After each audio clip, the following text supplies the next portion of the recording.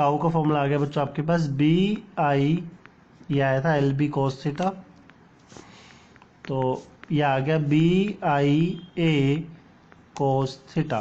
तो बच्चों आपके पास ये जो एंगल है ना, वो ये वाला एंगल है बेसिकली, ये जो आपके पास थीटा एंगल है वो ये वाला एंगल है, दिस वन।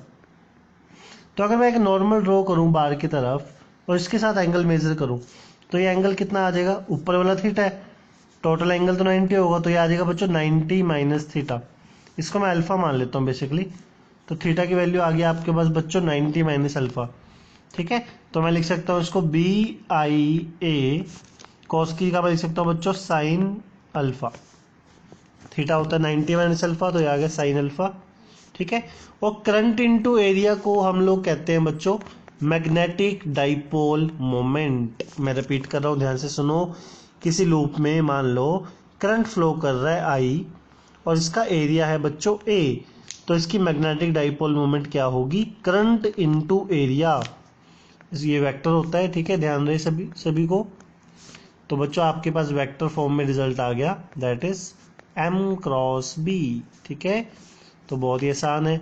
अगर मान लो इसी लूप के बच्चों n टर्न्स होते, ठीक है, तो आपके पास फॉर्मूला क्या आया टॉर्क का, आई इंटू ये हो गया m, तो आ गया बच्चों m क्रॉस बी। अगर एंगल जीरो है, थीटा जीरो है, तो क्या होगा, टॉर्क जीरो होगा, और थीटा जब 90 होगा तो टॉर्क क्या लगेगा बच्चों, मैक्सिमम लगेगा। ठीक है, तो बहुत आसान है इसको समझना।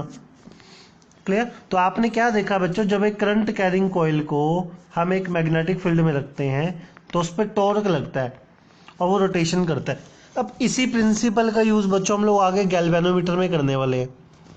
गैल्वेनोमीटर में क्या होता है, कॉइल होती है, अंदर एक करंट लूप है, जब आप उसको किसी सर्किट में कनेक्ट करते हो तो उसके अंदर करंट फ्लो करेगा।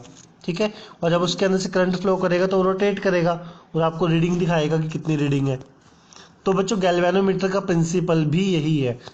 तो अगले लेक्चर में हम लोग गैल्वेनोमीटर के बारे में ही पढ़ेंगे। Clear students.